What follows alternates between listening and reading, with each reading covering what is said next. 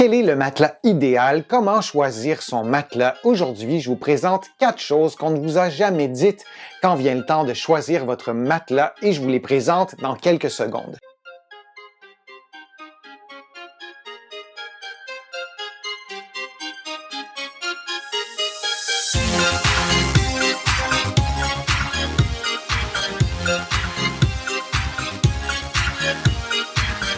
Je suis Denis Fortier. Si vous êtes nouveau ici sur ma chaîne YouTube, je vous conseille de vous abonner en cliquant sur le coin inférieur droit de l'écran. Je vous invite aussi à vous abonner gratuitement à mon infolettre en visitant mon site web, le www.denisfortier.ca. Vous allez aussi pouvoir prendre un rendez-vous en ligne. Je donne des téléconsultations et vous allez pouvoir aussi faire une contribution. Vous le savez, ça m'aide à vous proposer de plus en plus de contenu. Maintenant, le matelas, cet objet sur lequel on passe une partie impressionnante de notre vie en étant plus ou moins conscient et aussi on se dit, est-ce que le matelas peut être la source d'une douleur? Est-ce qu'un bon matelas pourrait m'aider à soulager la douleur? Et on va vraiment partir à la chasse au matelas et là, on va entendre vraiment plusieurs choses. Et il y a 4 choses qu'on ne vous dit jamais et je vous les présente aujourd'hui. La première chose à tenir compte, c'est la morphologie de votre corps, c'est la morphologie de votre dos.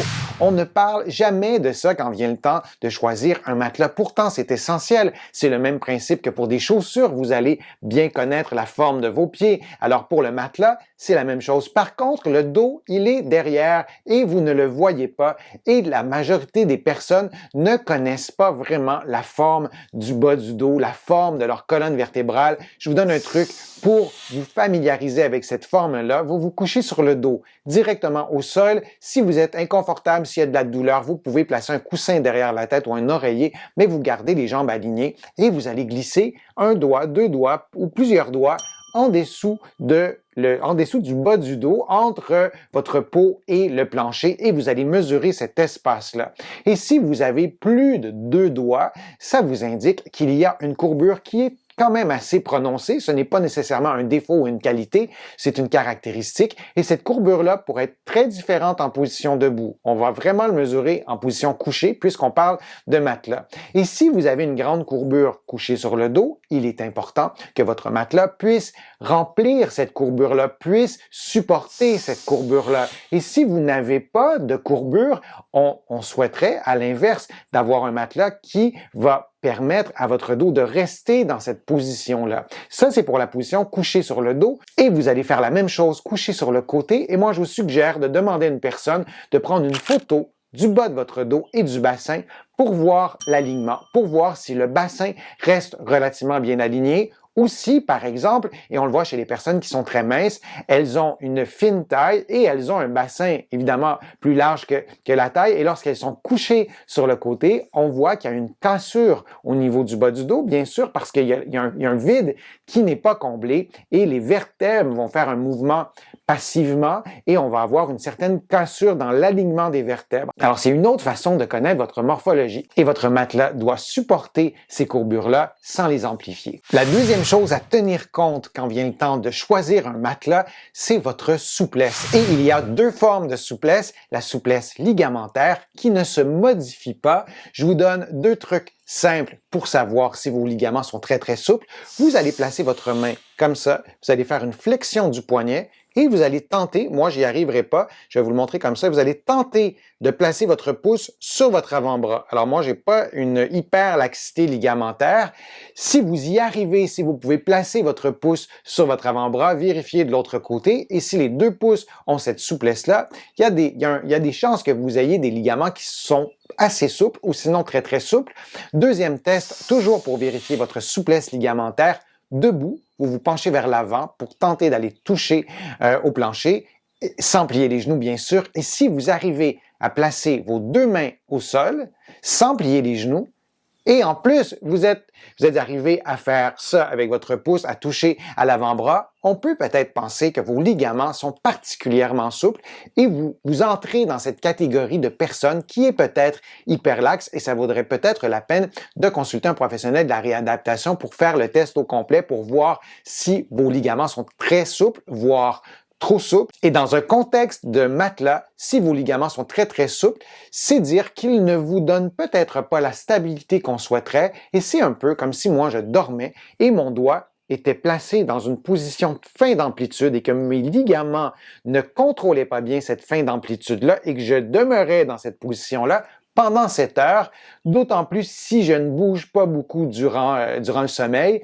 et vos articulations vont être parfois placées sous tension en raison de cette hyperlaxité ligamentaire-là. Et dans ces cas-là, on veut encore plus avoir un matelas qui supporte vos courbures. Je vous donnais le truc de prendre une photo de dos pour voir s'il y a une cassure au niveau du bassin, au niveau des vertèbres lombaires. Si vous avez cette laxité ligamentaire-là ou cette hyperlaxité ligamentaire-là, soyez encore plus vigilant pour vous assurer que votre colonne vertébrale et votre bassin et aussi vos membres inférieurs demeurent dans des positions relativement neutres. Ça, c'est pour la souplesse ligamentaire. Il y a aussi la souplesse musculaire et aussi articulaire. Il y a des gens qui font beaucoup d'arthrose, par exemple, un niveau élevé d'arthrose, parce que je vous ai fait plusieurs vidéos sur l'arthrose. Parfois, c'est un processus tout à fait normal et inoffensif, mais il y a des personnes qui perdent de la mobilité, notamment en raison de ça, de la mobilité du dos. Et si vous avez perdu de la mobilité, c'est important là aussi que votre matelas puisse supporter tout ça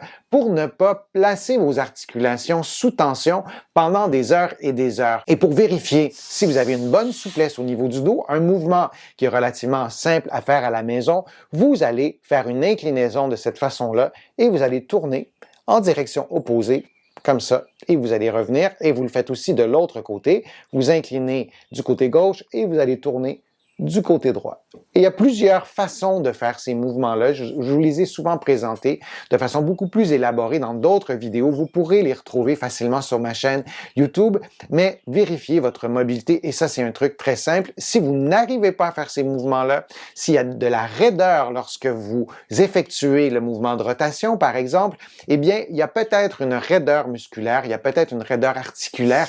Et la bonne nouvelle, c'est que ces raideurs-là se modifient. En fait, c'est que la souplesse peut se retrouver, peu importe votre condition physique, peu importe votre âge, ça vaut vraiment la peine de faire des exercices au moins pendant quelques semaines, de consulter peut-être pendant une visite ou deux pour voir s'il y a un potentiel de retrouver sa mobilité. Et si vous êtes en train d'écouter ma vidéo, probablement, c'est que vous avez de la difficulté à trouver un matelas. Si vous avez de la difficulté, c'est peut-être parce qu'il y a une raideur articulaire ou musculaire.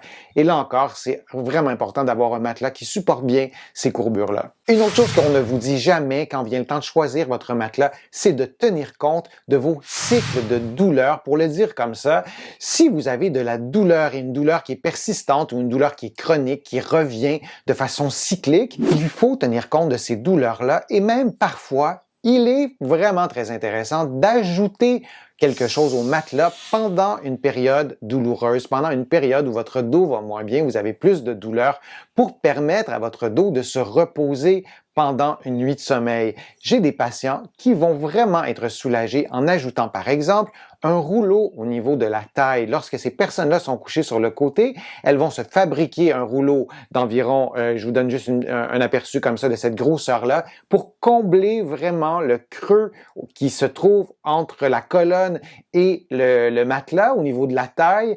Et ces personnes-là vont dormir avec ce rouleau-là et ça va leur faire du bien. Vous pourriez aussi mettre des oreillers, des coussins entre les genoux. On va souvent donner ce truc-là à nos patients. Moi, je l'ai donné des centaines de fois à des femmes enceintes qui sont presque toutes soulagées par l'ajout de ces coussins-là.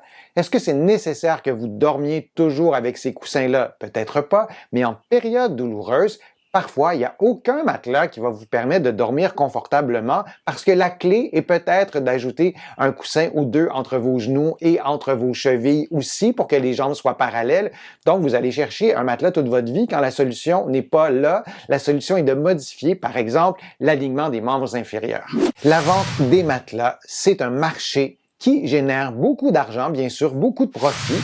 Et jusque-là, tout va bien.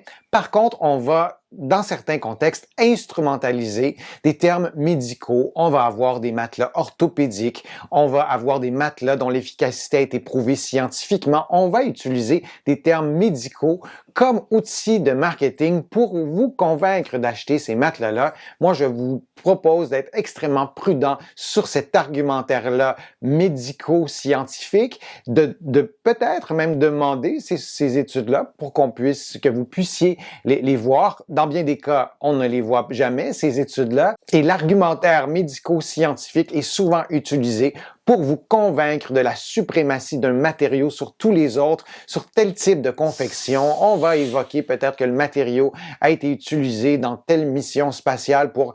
Moi, je vous dis d'être extrêmement prudent. Il n'y a aucune étude qui a démontré la supériorité d'un matériau sur un autre de façon universelle et c'est complètement impossible. Chaque corps est unique. On a notre passé, on a nos accidents, nos blessures, nos expériences antérieures. On a aussi nos habitudes de sommeil qui vont varier vraiment beaucoup d'une personne à l'autre, qui sont extrêmement difficiles à modifier. J'ai des patients, par exemple, qui ont une douleur du côté droit et ils sont incapables de ne pas se coucher sur le côté droit par habitude. Alors, le sommeil, c'est quelque chose qui est extrêmement complexe. L'insomnie touche aussi beaucoup de personnes. Donc, devant cette immense complexité-là, on ne peut pas dire que tel matériau est meilleur qu'un autre. Et quand on vous dit ça, bien, peut-être être encore plus prudent et de peut-être encore plus vérifier l'argumentaire du vendeur pour vous permettre de choisir le bon matelas et de bien dormir. Et en terminant, si vous avez une douleur au dos qui n'est présente que la nuit et vous cherchez un lien avec le matelas, rappelez-vous que ce n'est pas normal d'avoir une douleur au dos qui n'est présente que la nuit. Moi, je vous conseille d'en parler à votre médecin pour avoir un examen médical pour voir s'il n'y a pas autre chose qui causerait en fait vos douleurs au dos qui sont exclusivement la nuit. J'espère que ma vidéo vous a plu. Si c'est le cas, je vous invite à cliquer j'aime, à la partager sur vos réseaux sociaux, à la commenter. Vous savez, ça me donne plus de visibilité, ça m'aide à vous proposer de plus en plus de contenu. Vous allez trouver beaucoup d'informations sur mon site web, le www.denisfortier.ca. Il y a aussi beaucoup d'informations dans mes livres qui sont disponibles partout au Canada, en librairie et sur le web. Vous allez aussi trouver mes livres un peu partout dans le monde, notamment en France, là aussi en librairie et sur le web. Je suis Denis Fortier. Je vous remercie beaucoup. À bientôt.